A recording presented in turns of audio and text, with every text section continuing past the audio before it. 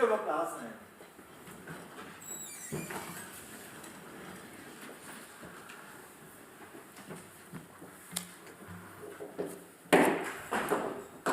I hereby open the academic ceremony in which Ankita Das will defend the academic thesis Advancing Circular Business Models, Anticipating Rebound Effects and Fostering Regeneration. Ankita Das, may I invite you to present a summary of your study and the conclusions of your thesis. Thank you very much for the introduction, respected Pro-Rector. Good afternoon, everyone, respected Pro-Rector, members of the committee, colleagues, family and friends, both here in person and joining online. In the next 15 minutes, I'll give you a brief overview of my thesis titled Advancing Circular Business Models, Anticipating Rebound Effects and Fostering Regeneration. Most current business models are unsustainable in the sense that they extract resources, process them into products that are used once or twice, and then discarded. This linear, extractive, resource-intensive approach prioritizes volume over value, incentivizing shorter product lifetimes through planned obsolescence and also short-term profits. As a result, many parts of the world are drowning in waste. We throw away 45% of the food we produce every year, and it's estimated that one garbage truck of textiles is sent to landfills every second. And while this net volume of production grows, it moves the world closer to exceeding key planetary boundaries, which are environmental limits within which humanity can safely operate. And this leads to increased instances of extreme weather events, such as heat waves and cyclones, as well as ocean acidification and biodiversity loss. Furthermore, plastics and toxic PFAS are now widely found in oceans, cities, and even in our own bodies. These changes have been remarkably evident in the past few decades. And this unsustainable consumption is ultimately driven by the fast pace of business models that prioritize volume over value. Circular business models have been proposed as a solution for this problem, but what are circular business models and why are they relevant? Unlike the linear take-make waste production and consumption systems, circular business models envision an economy where materials and resources flow in loops in continuous use, maximizing value and minimizing waste. Broadly, this can be through employing strategies and business model innovations that narrow, slow, close, or regenerate resource loops. This can, for example, be through creating more efficient products, selling services instead of products, or recycling, remanufacturing, or using regenerative materials to create products. Companies often transition towards these business models through business model experimentation, which is a process of small-scale pilot testing in a control setting to test the viability of a new business model idea before scaling an innovation. And although circular business models appear promising, research has shown that unfortunately they're not inherently better for the environment unless specifically designed to be so. Often, rebound effects can undermine the environmental impact reduction potential of a circular business model. So the goal of my research was therefore to investigate how business innovators can be supported in creating better business models. In order to achieve this, I conducted 5 research studies that were part of this thesis. First, I investigated how companies measure and forecast the environmental impact of any new circular business ideas they have. Second, I looked at what obstacles they face from rebound effects that can undermine the environmental impact reduction potential of new circular business ideas.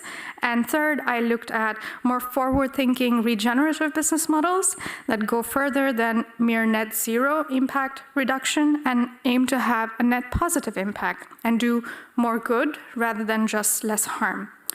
So in my first study, I decided to ask companies how they measure the environmental impact of new circular business innovations. Because while many measurement methods are created by academics and researchers, we realized no one had asked companies how they're measuring impact. What do they use in practice? So based on 29 interviews and 39 survey responses spanning 10 sectors, I found that most companies struggle to measure impact. Often, they resort to rules of thumb, which are heuristics such as internal guidelines or policies or key performance indicators to measure the impact, and these can often be inaccurate. Further, companies also cited lack of enough data and uncertainty during experimentation as barriers to them measuring the impact of their new business ideas. And most crucially, I found that companies often don't forecast the impact of any new business ideas while in that early experimentation phase. This can lead to lock-ins and/or rebound effects that undermine the environmental impact reduction potential of a well-intentioned idea.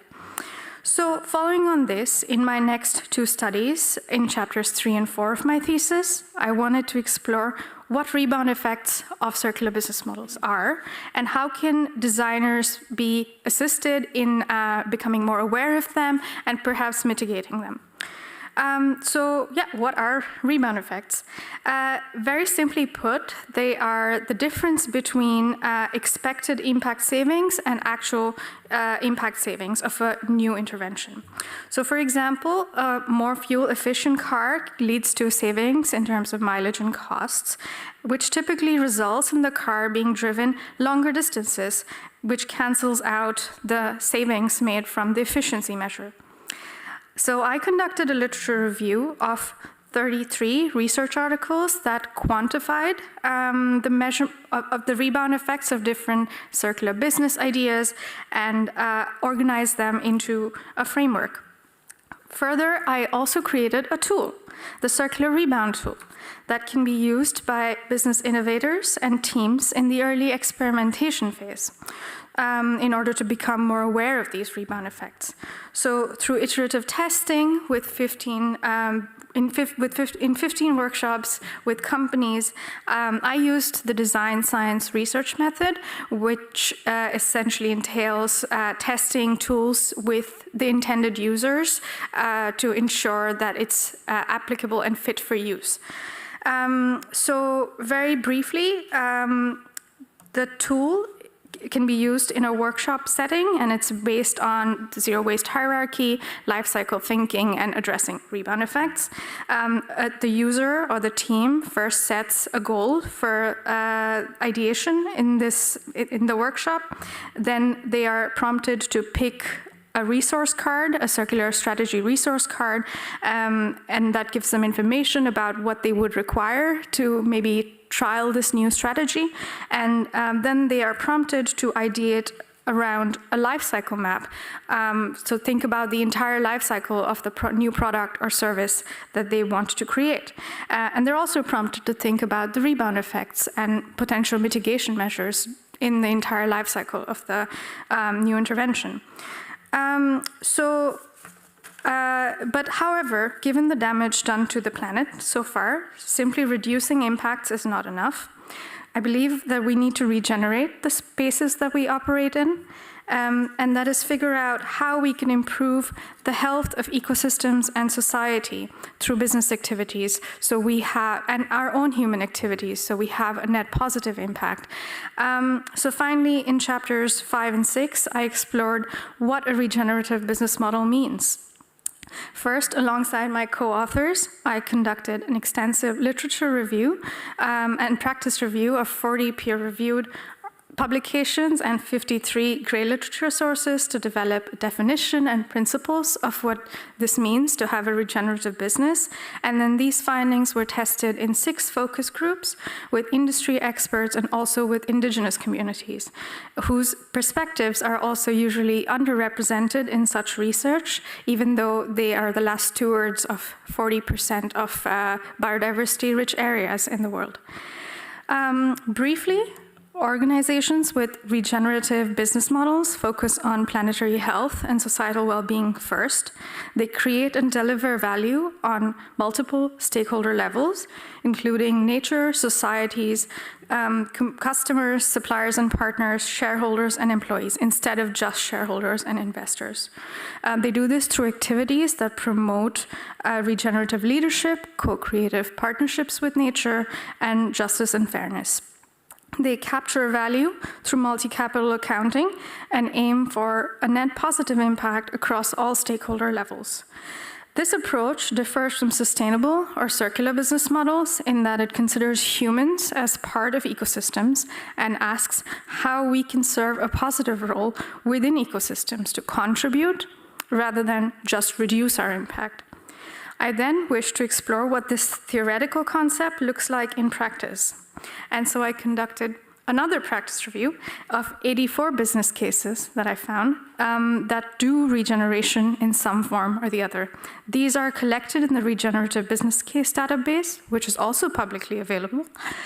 I collected data on the business model operations of these cases related to their purpose, networks, ownership structures, what exactly do they regenerate, and how they verify these impact claims.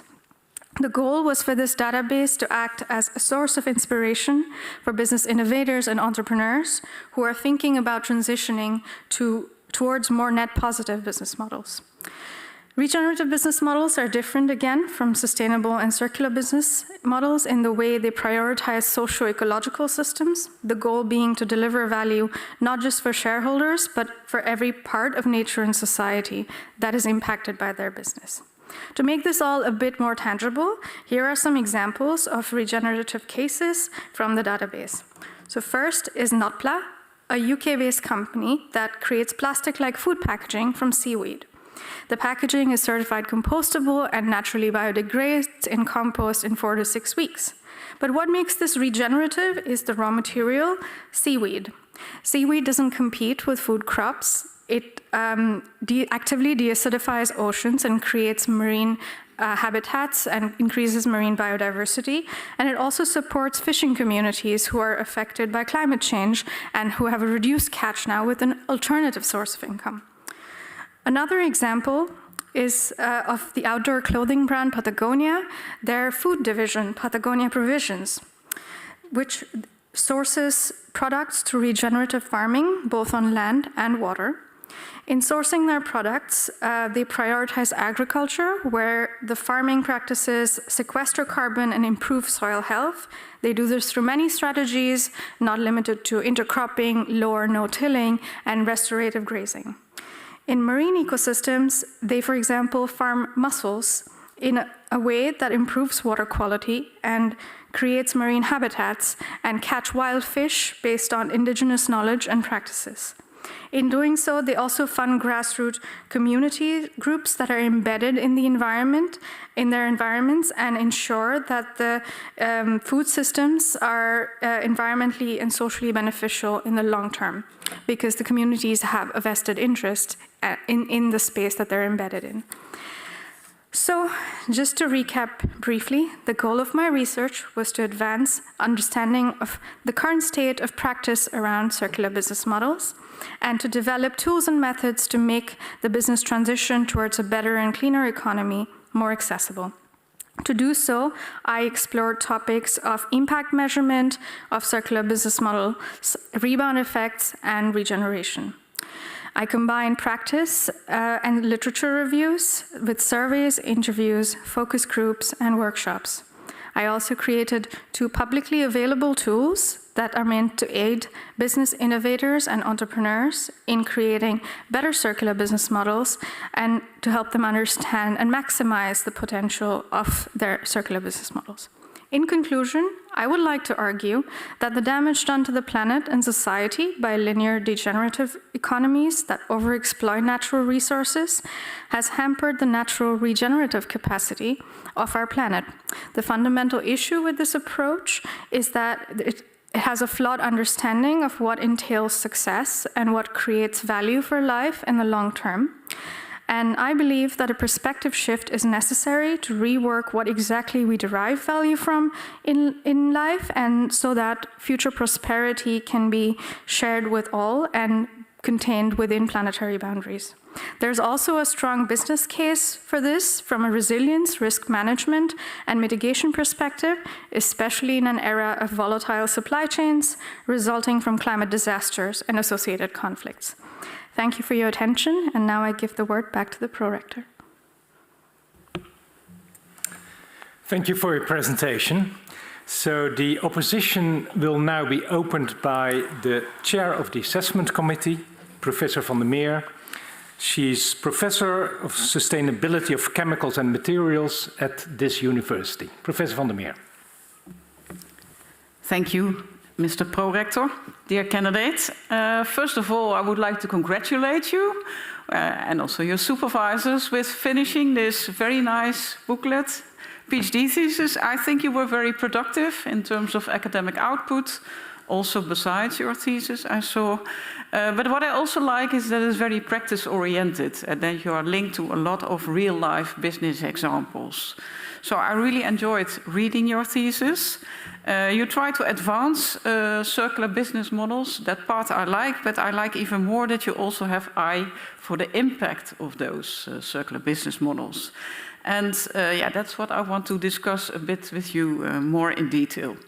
So my first question is related to proposition number 3. Is that allowed? Okay. Can I ask one of the paranymphs to read aloud proposition number 3? Sustainable circular business models are not inherently better for the environment. There can be unintended consequences that undermine their environmental impact reduction potential, and these need to be accounted for. Yes, and then my question is related to this proposition, of course. Do you have an idea how big is this problem? So what percentage of circular business models do not deliver on environmental performance? I don't know, but I hope you know. Highly esteemed opponent, thank you for your question. That's a very good question. I do not know what percentage of circular business models are undermined by these, but we do know that rebound effects undermine up to 50 to 60% of the expected environmental impact gains. So if you expect to have, I don't know, a certain amount of impact reduction, 50 to 60, or sometimes even more of that can be undermined. So we know that from empirical research.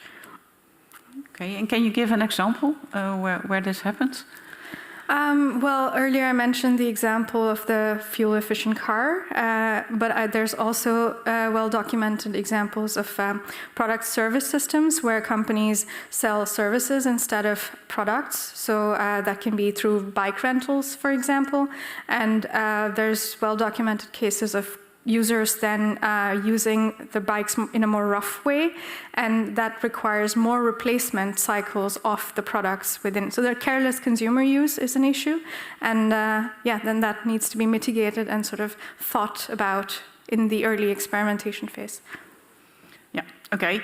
And then you investigated in chapter 2 how or if industries are looking at the impact and how they do this. And you also noted that academics use life cycle assessment a lot for this. Also in my group we do this. But you conclude, well, business are not doing it or use rules of thumb.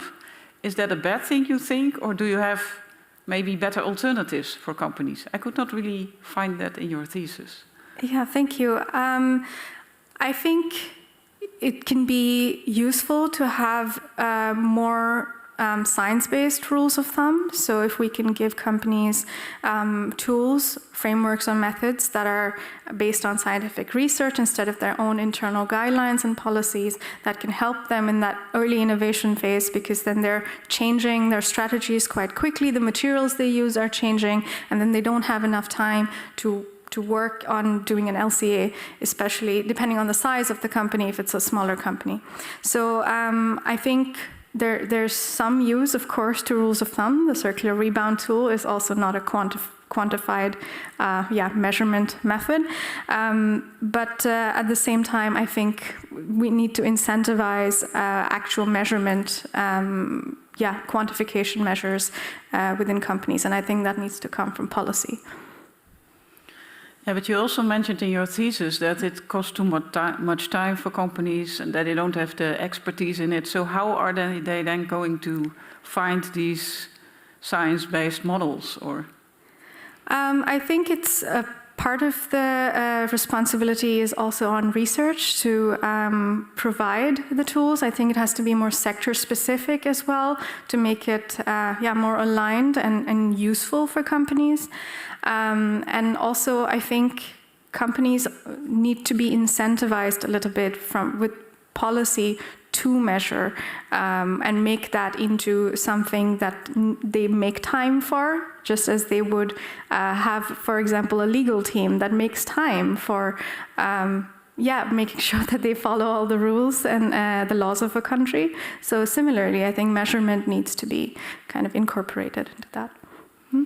Yeah, I think I agree with you that this could also be something that's coming from research, and also that it's sector-specific, or maybe even we have to dive one level lower, because I don't know how general these models can be. Can you comment a little bit on that? You mean how general the tools can be? Yeah, I think that, well, you can have these sort of overarching tools that help a little bit when you're in the early innovation phase, but once companies start testing innovations, I think then you really need to get into the sector level, and then more robust tools that are more detail oriented and quick adaptive are more useful for the companies. Okay. Is there time for a last question, or do we need to pass on? Is it a short question? Yeah. Okay, yes. Yeah, my final question is then, what do you consider environmental impact? It looks like a single thing in your thesis. Can you give a definition? What is for you environmental impact? It's the impact that an activity has on nature, for me. But I think it's also interlinked, as you see in the later chapters of my thesis. I think it's interlinked with social impact as well. So I don't think you can necessarily separate the two, but environmental impact is the impact a company's activities has on nature and the surroundings. Okay, thank you very much. Thank you, Professor van der Meer. The opposition will now be continued by Professor McAloon. He is Professor of Design for Sustainability at the Technical University of Denmark. Professor McAloon. Thank you, Prorector. Dear candidate, many thanks for a very nice thesis and a very nice presentation as well, and congratulations on the achievements from your hard work. And of course, a book like this that you created, it's an expensive book because you spent lots of time and effort in it, but it also has lots of expensive words on it. It has circular business models, it has rebound effects, and it has regeneration, three extremely big fields here. So I'd like to spend my time teasing you on two of those areas, which is the rebound effects and the regeneration part of it, if there's time for that.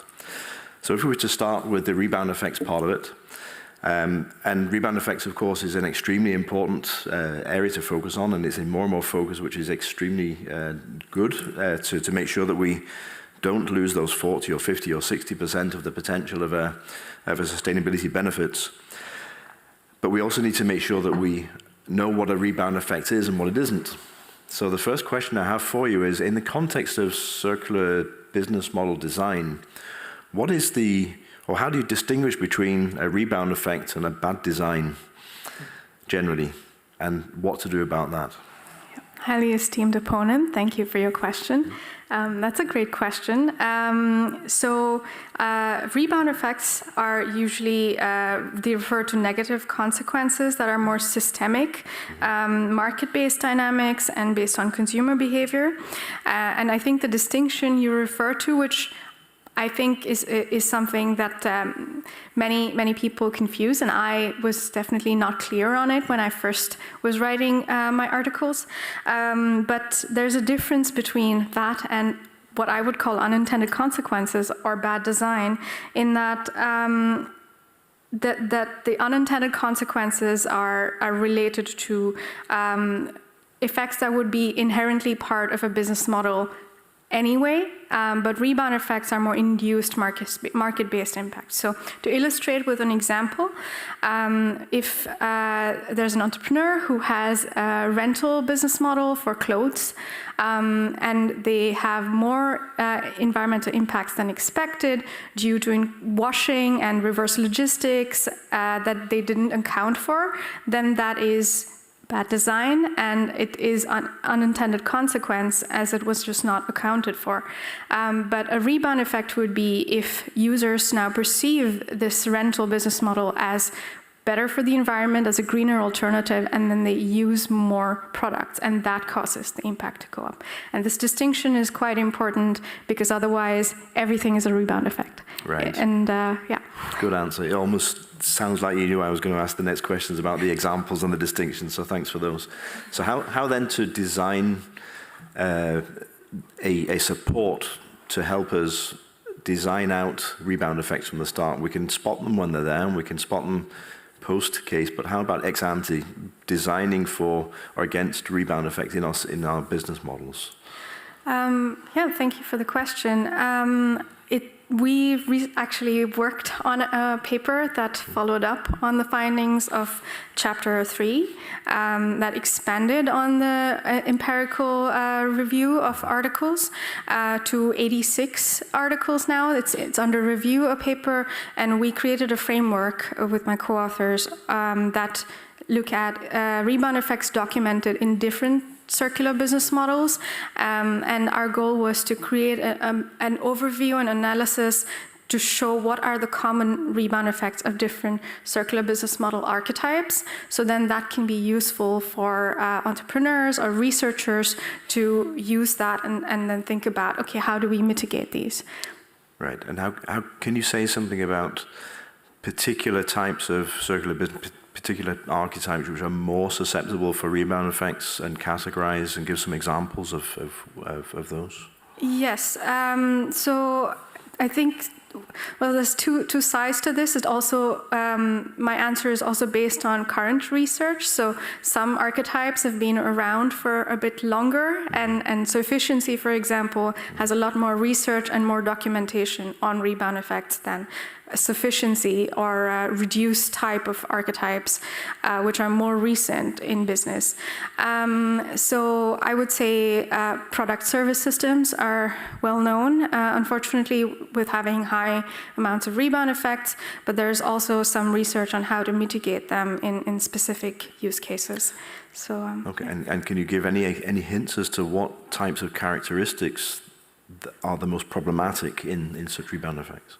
Well, in Zink and Geyer, who first identified circular rebound effects, they talk about two mechanisms that are part of creating rebound effects, and that's insufficient substitutability, which is when a secondary product, for example, made out of recycled materials, does not fully replace a primary production cycle, so it just increases the size of the pie instead of taking away from primary production. Or price effects, where secondary products produced from secondary materials have a lower price, which results in increased demand and then increased impacts. So, yeah, that would be my answer. Thank you. Then I have a question, if I may, which is related to Proposition 5. Can one of the paranymphs read aloud Proposition number 5? Circular and regenerative businesses can be both stable and profitable. The idea that such businesses will not be economically viable is a myth. It is simply a matter of priorities and where value is derived from. Thank you. That sounds really simple. When you say it's simply a matter of, that's a nice provocation for an opponent. So, what dilemmas actually lie behind regenerative business models? Could you think about or express, in the ideal world, what could be the situation where, if we take some of the regenerative business models, you came with two nice examples of using more over into the to the biosphere business models, but I think regenerative business models are often also very broadly defined. Could there be some circumstances where the very nature of the intention of regenerative business models makes them unattractive to invest in from a business perspective? Absolutely. I think it depends on what time scale the business perspective takes. So in our review of the 84 cases, I think the earliest case example we found was of a business from the 1800s. And it's a family-owned wine company in Spain. So, and their motto has been to take care of nature and the earth that feeds their vineyard first. So I think it's a little bit about changing again where we perceive value coming from as a business. I think definitely it's a dilemma in the current system, but the current system doesn't really work for the planet or for society. So it's also about that perspective shift. Okay, thank you. Do I have time for a final question, or are we? You do, if it's not too long, or the answer not too long. Okay. I'll try it then. So again, related to regenerative business models, what strategies should companies try and adopt in order to balance first their linear, then their circular, and then their regenerative business models? What advice do you have there generally to make the choices, and also in order to make sure that we have a sustainable choice of regenerative business models? I think the first piece of advice I would have is to look at what the collaborative networks that a business has within the space it operates in. It, of course, depends on the sector that they're in. Some sectors it's a bit easier if you're closer to your raw material source to try and affect some change. But time and again in literature, and we see, and also from, a lot of literature is based on feedback from grassroots communities and indigenous communities. And businesses need to create collaboration partners and actually talk to the communities that they're embedded in. So start there with these conversations, and then slowly start to change certain elements of their business model. Because yes, we are still in a linear economy, and it's... Thank you very much. That was a long question and a long answer. Apologies. Thank you. No problem. Thank you, Professor McAloon. The opposition now will be continued online by Professor Ramani. Professor Ramani is Professorial Fellow of Innovation and Entrepreneurship for Sustainability Transitions at United Nations University. Professor Ramani, the floor is yours.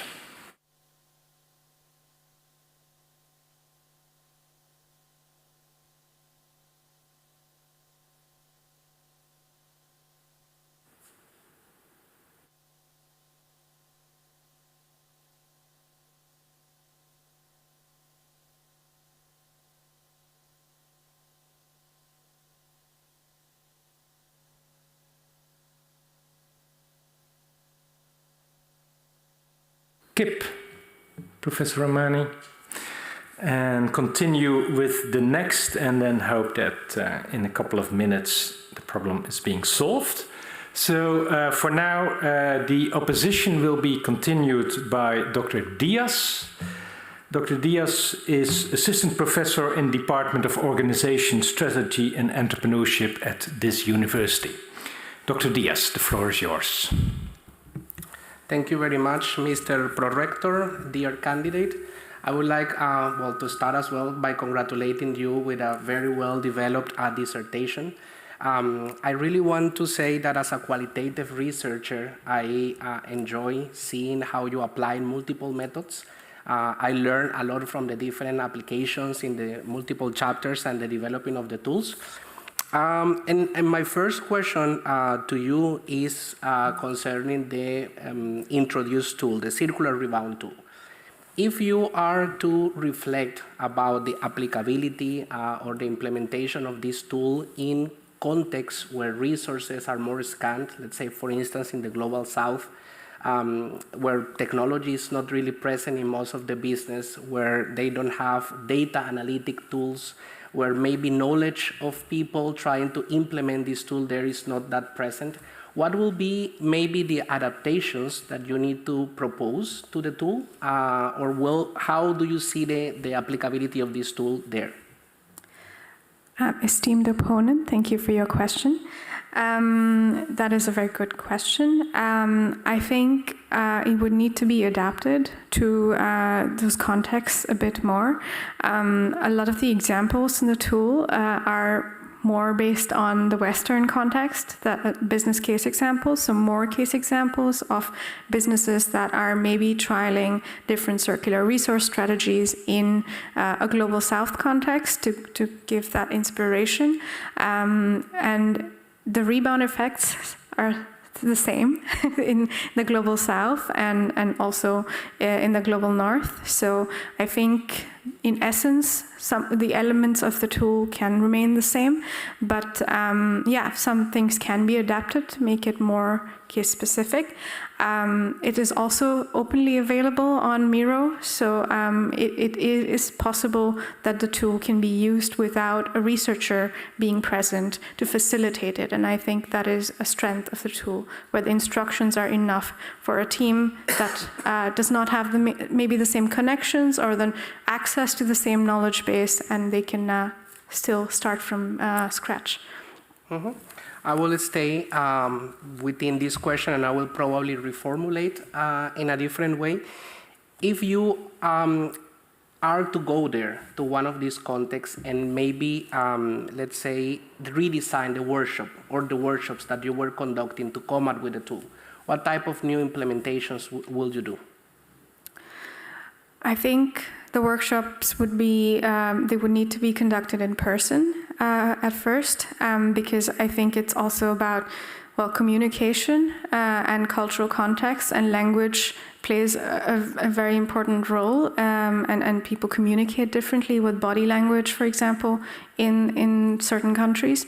So I think it will need to be adapted in that sense. When the tool was developed, it was still in the COVID times, so a lot of the workshops were online, which has also resulted in the tool being available online now, and not just a physical tool, but yeah. Thank you. My second question is about the conclusions and the contribution of your dissertation. I would like you to reflect a little bit more from the system thinking perspective. So businesses are not operating in silos. They are well interconnected. You have to account for suppliers, for customers, from different shareholders, from the industry perspective. What are your thoughts, your reflections from a system thinking perspective on the contributions of your dissertation? Thank you for the question.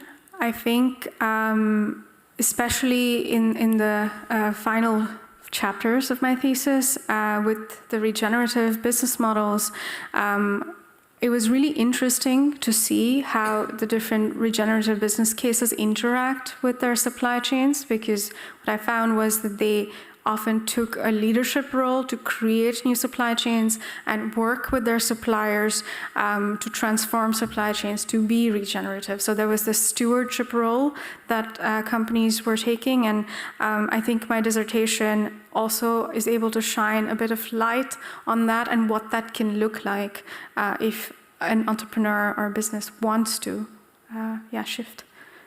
Thank you very much. Okay, thank you, Dr. Diaz. I wonder whether Professor Ramani is online again. Yes, we are back. She is available. Okay. Professor Ramani, the floor is yours. Am I audible now? I'm asking the tech support. They could hear me. Now am I audible?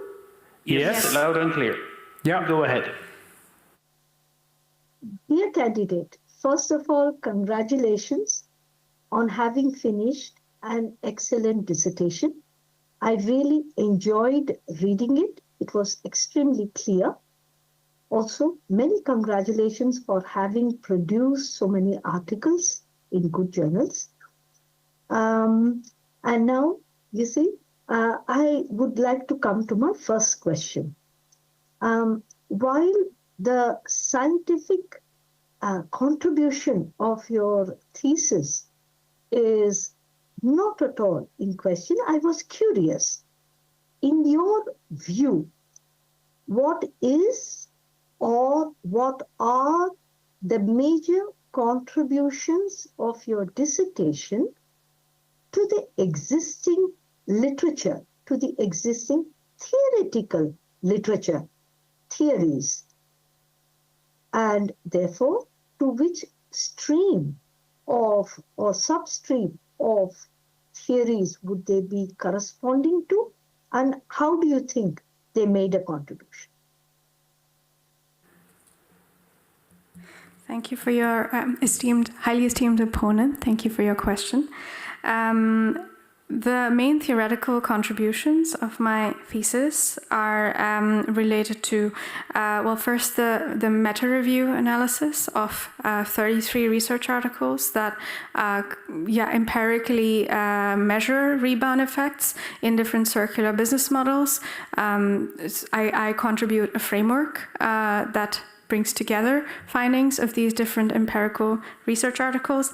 And I also, in this thesis, through the article on investigating what are regenerative business models, bring together many different peer-reviewed articles, but also from the practice review of great literature sources, many different thoughts and ideas on what a regenerative business is. And I contribute through this research a clear definition of what a regenerative business model is, and also principles of what a regenerative business model entails in the areas of value creation, capture, and proposition.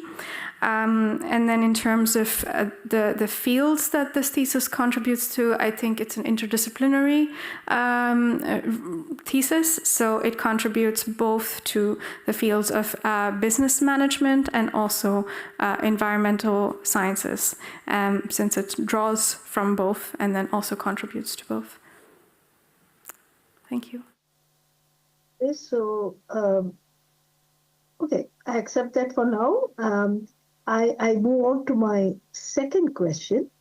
You have written that there is a growing need for businesses to educate consumers and make them active participants in the transition of their business models to a circular economy. And you have written that consumer behavioral mechanisms related to rebound effects of circular economy remain poorly understood.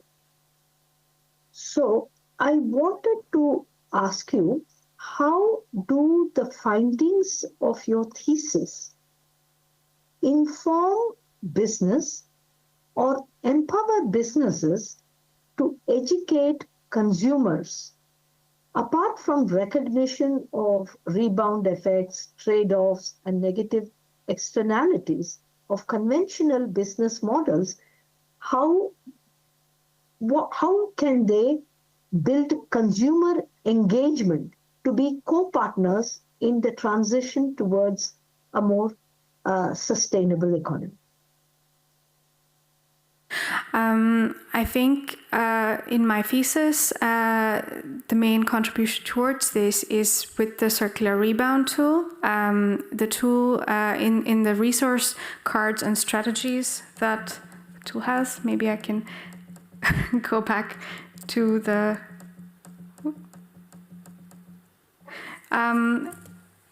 The cards suggest to companies what potential rebound effects are, but also potential mitigation strategies. And in some mitigation strategies, they suggest pathways that a business can use to sort of incorporate consumers into becoming more active stakeholders in the impact of their eventual business. So, for example, if in the case of careless consumption, in product service systems, we know from research that if a business is able to increase the attachment a consumer feels towards a product, whether it's clothes or a rental vehicle, then consumers are more likely to be able to take care of the products in a better way.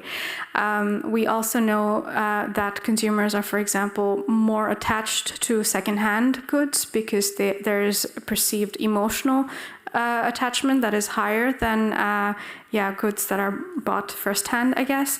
And companies can sort of incorporate these strategies into the communication that they have with their customers and in the value capture element of their business models, where they capture the customers to stay with them and work with them in their business. Thank you. So it would really depend on the sector and the type of industry and so forth, the degree of consumer engagement possible or even desirable or needed.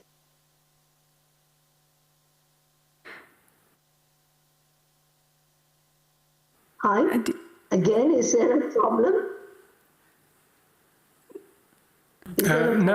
No, we can still hear you quite well, so you can continue with your questions.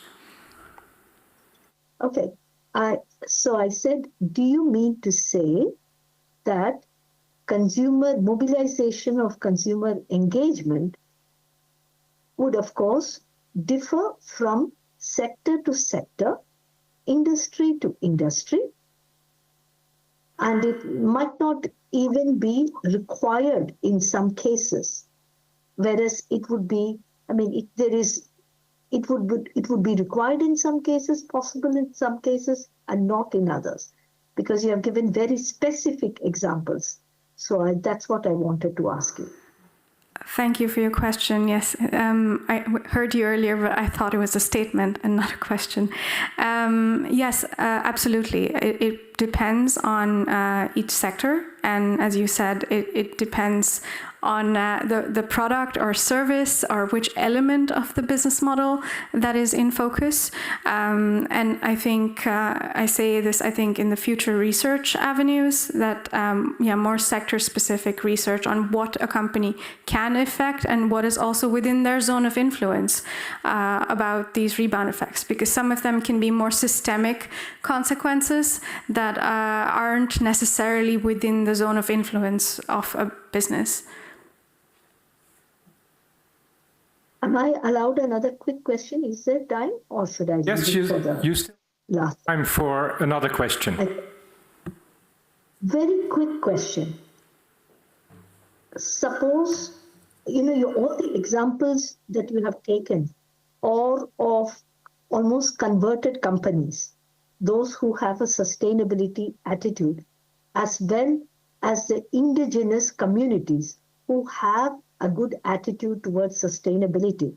Now, if you wanted to sell these ideas to a resource-constrained, competition-driven global south company or a company in the global north, which is also driven by maximization of profits only, which framework from your thesis would you pitch to them to convince them to change? Thank you for your question. I think I would pitch the regenerative business case database because it incorporates cases that are not just from the global north, but many that are from the global south, especially in Latin America. And there are businesses that are incorporating regeneration and more forward-thinking restorative net positive practices. And I think in the case of a global south company, and as you say, a company in the global north that's more profit-oriented, I think the business case for them would be from the perspective of building more resilience and managing risk, especially at a time when we know that soil health is decreasing globally, and biodiversity loss is very high. I think the estimates are 75% of biodiversity has declined in the last 50 years. This affects supply chains, and this affects the way and the cost of doing business for business, how easily they can source raw materials, and it makes smart business sense. If, as a business, you want to still be operational in 50 years, 60 years, then it makes sense to invest into some elements, at least, of regeneration. Thank you.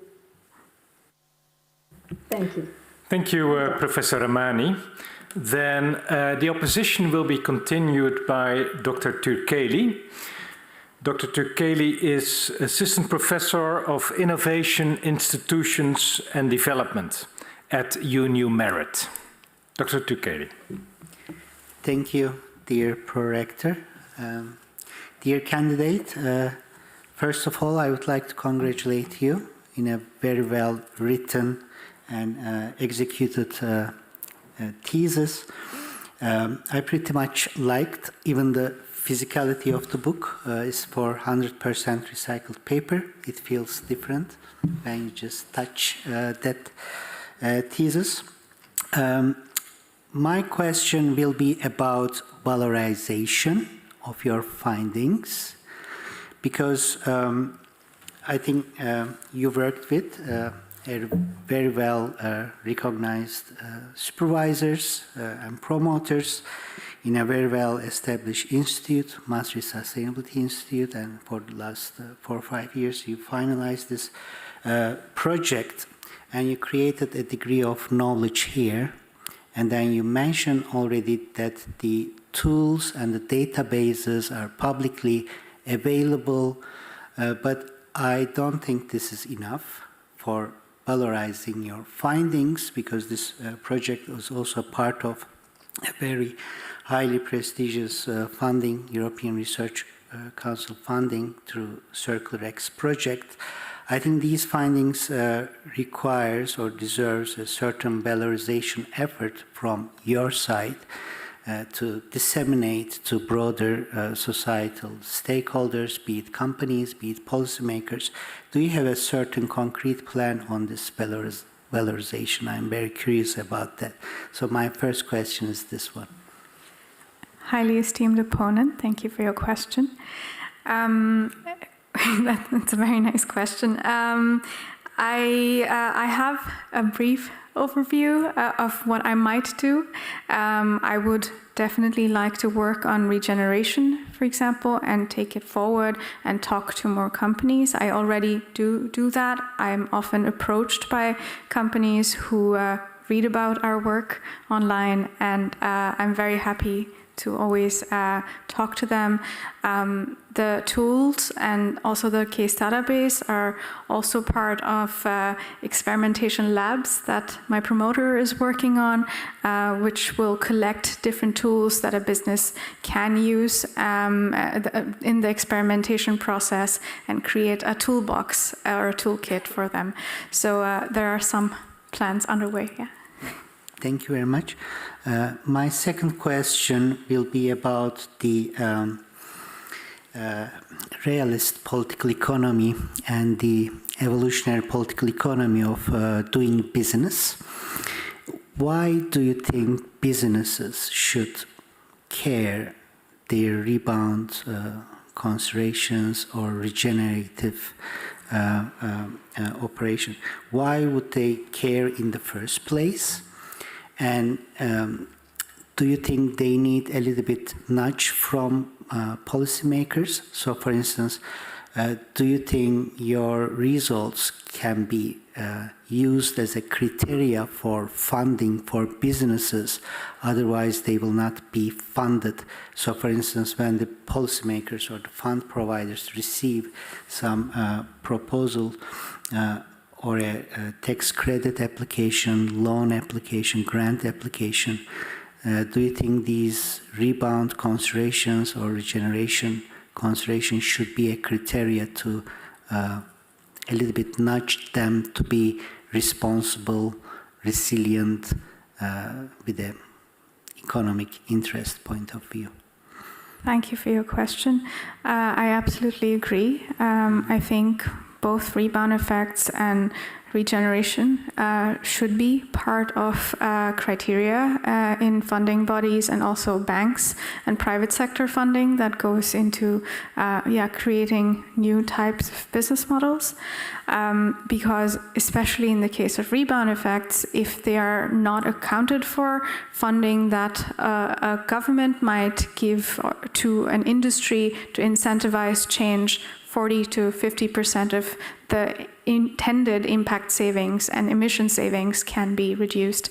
And I think in terms of the role of regulation, we do see that already with the new EU CSRD legislation, which has caused a lot of companies to sit up and start thinking about their the wider scope of their emissions, and the CSRD will eventually, there's talk of it being updated to also include Scope 3 and Scope 4 emissions. And I think that's when rebound effects and regeneration should also be something they think about. So indeed, after this nudge from the policy, when the businesses try to find some answers, they can come up with your tool and how you measure the impact, and then they can rethink their solution design. My last question, if there's time, I would like to take your opinion on two different scenarios. One of them is there's a world, there is no rebound effect exists because people just early consider their rebound effect into their designs, and then no or very low level of negative effect. Or another world that the rebound effects exist and some businesses target these rebound space. So for instance, you mentioned about second-hand clothing.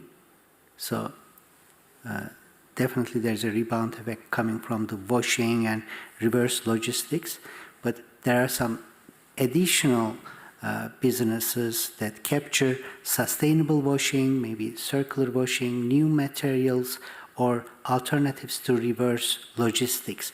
So what kind of feature would you choose? A feature no rebound effect, or rebound effect exists, but additional businesses target this part of the chain of value capture?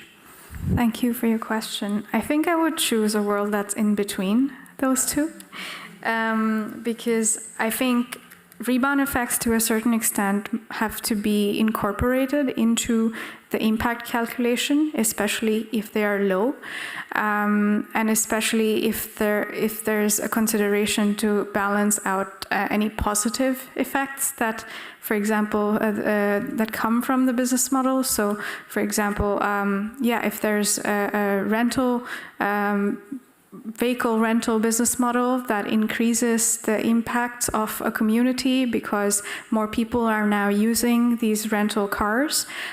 We have to also consider what were their previous modes of transport, and does that actually increase their well-being and welfare by having access to certain services that they didn't have access to before. So I think that needs to be balanced a little bit, and at the same time also reduce rebound effects if possible.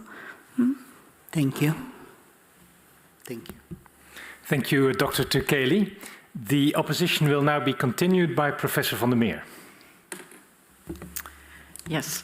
I have a very relevant question from the newspaper. So I was reading the newspaper yesterday, and then I saw that already the 5th plastic recycling company is going bankrupt. So went bankrupt this year in the Netherlands. And I was wondering, how do you see this? Is this not circular business? So that's why they're not making any profit?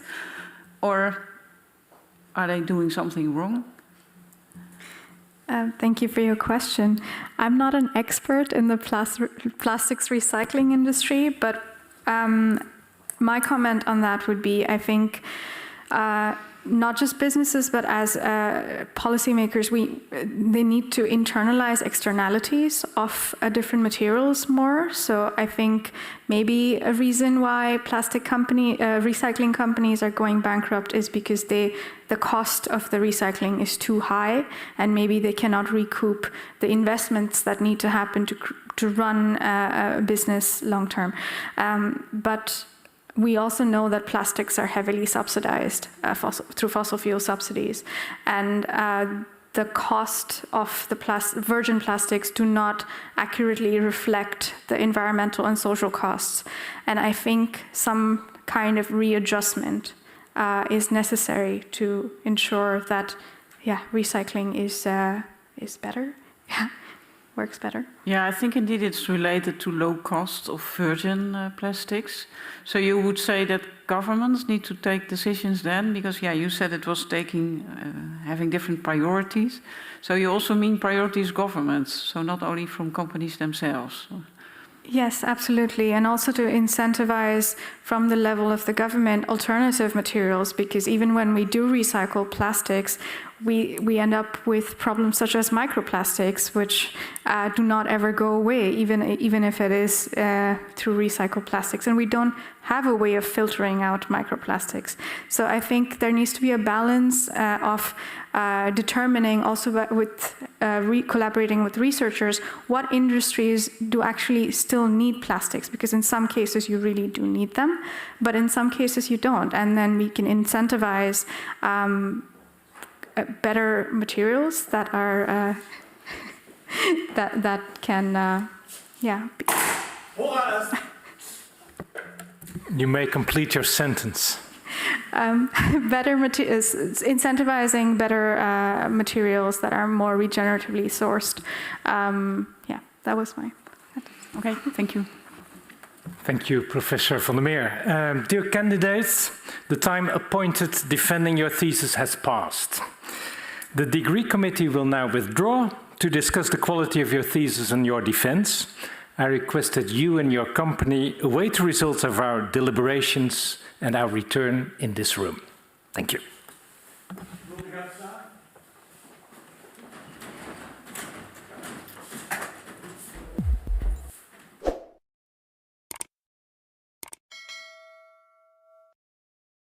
The PhD defense has now ended. The degree committee will debate the candidate's performance behind closed doors. This process usually takes about 10 minutes.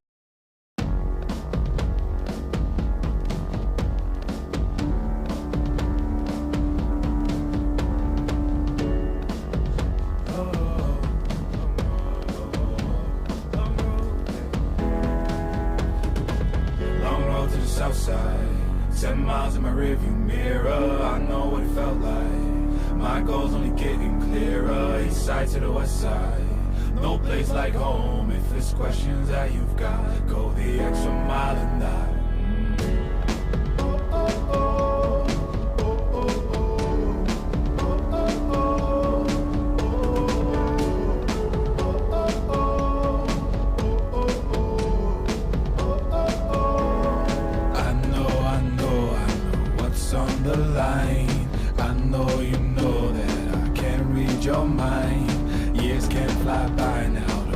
All your time, 'cause I'll go the extra mile.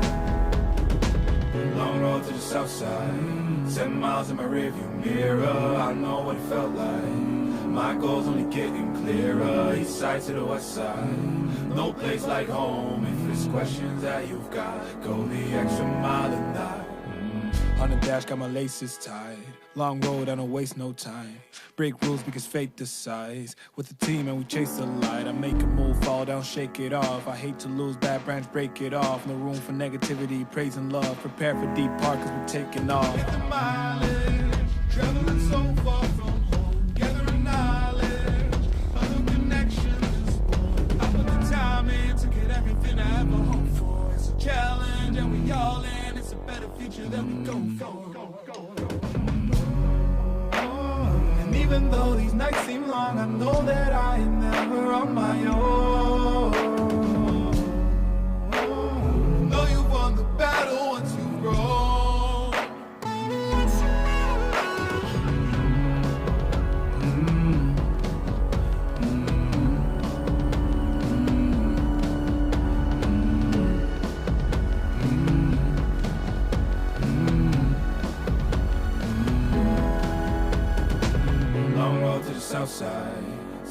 miles in my rearview mirror. I know what it felt like. My goals only getting clearer. East side to the west side. No place like home. If it's questions that you've got, go the extra mile and that. Long road to the south side. 10 miles in my rearview mirror. I know what it felt like. My goals only getting clearer. East side to the west side. No place like home. If it's questions that you've got, go the extra mile and that.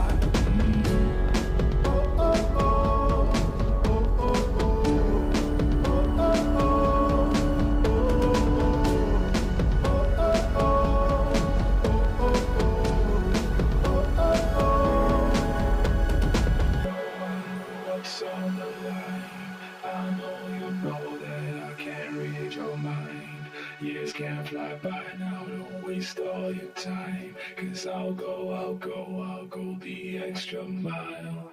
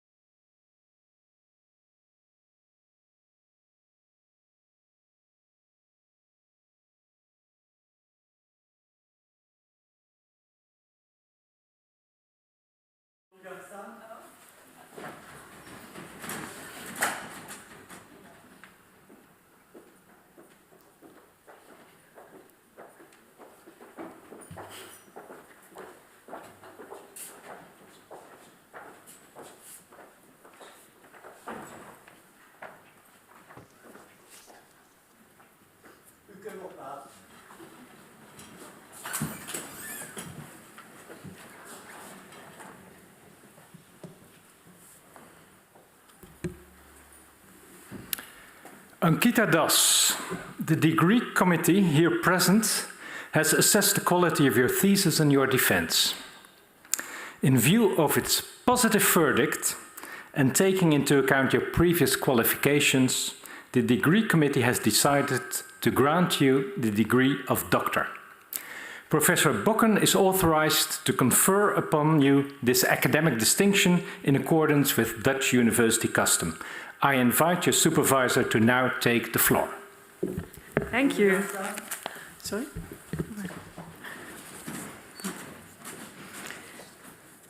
Do you promise to work in accordance with the principles of scientific integrity at all times, to be careful and honest, transparent, independent and responsible?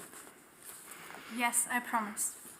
By the authority vested in us by law and in conformity with the decision of the committee here present, I hereby confer upon you, Ankita Das, the degree of doctor and grant you all rights attached by custom and law.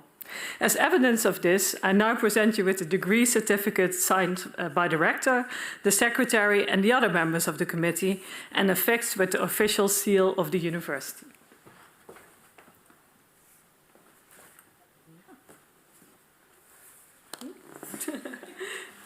It's not a subtle document. Here you go.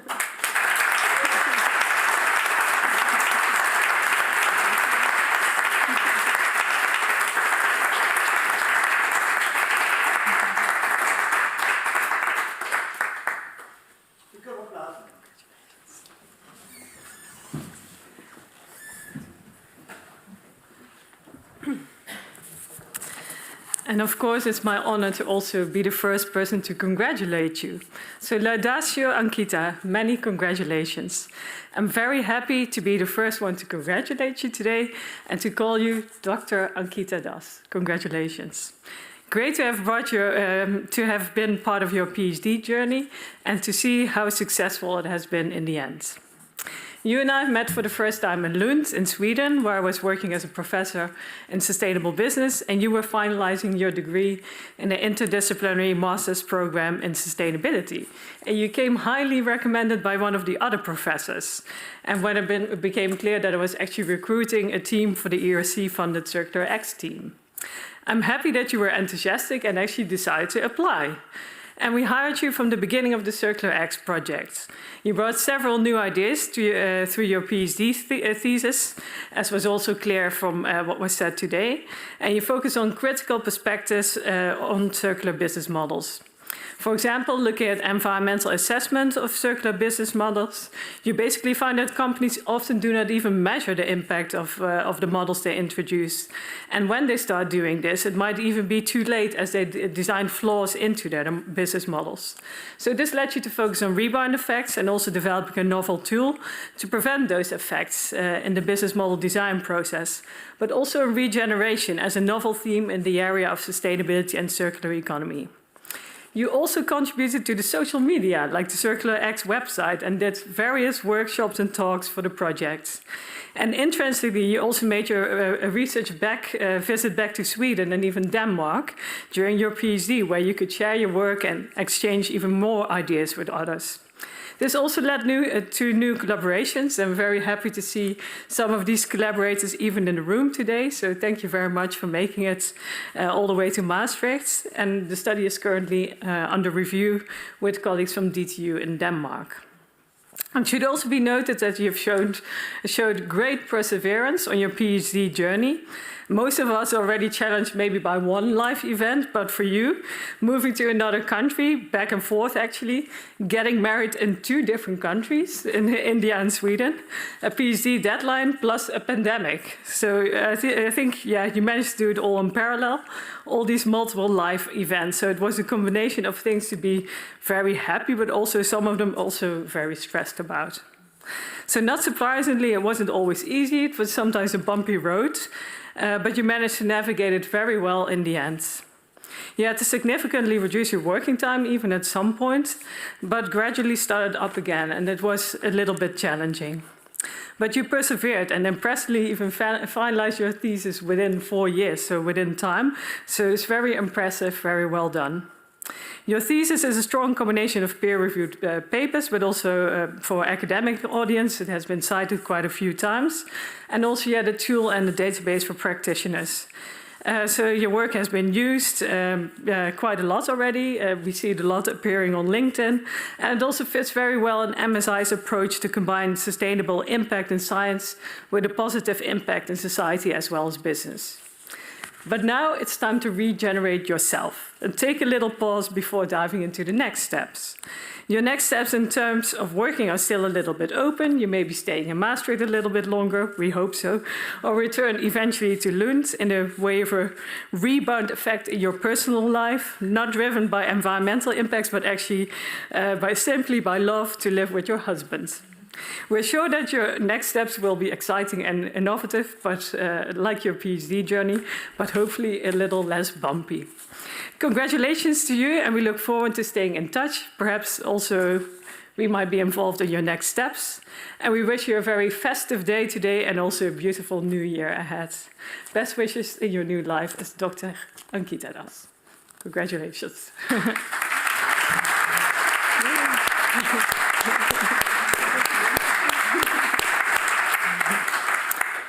Thank you, Professor Bokken. Dr. Das, also on behalf of Maastricht University, I congratulate you with your degree. Also, my congratulations to your husband, married twice, I understand, and your close relatives here present. I thank all those present, and especially the members of the Defence Committee that come from outside this university to contribute to this ceremony, and I hereby close this meeting. So, as I understand, the reception is not in this building, but in Kepasa, opposite to this building. So, what I request is that the audience leaves the room. Then we'll have a photo session with Professor Ramani on the screen. And then we have some other picture taking in the hall. Okay, so thank you and enjoy.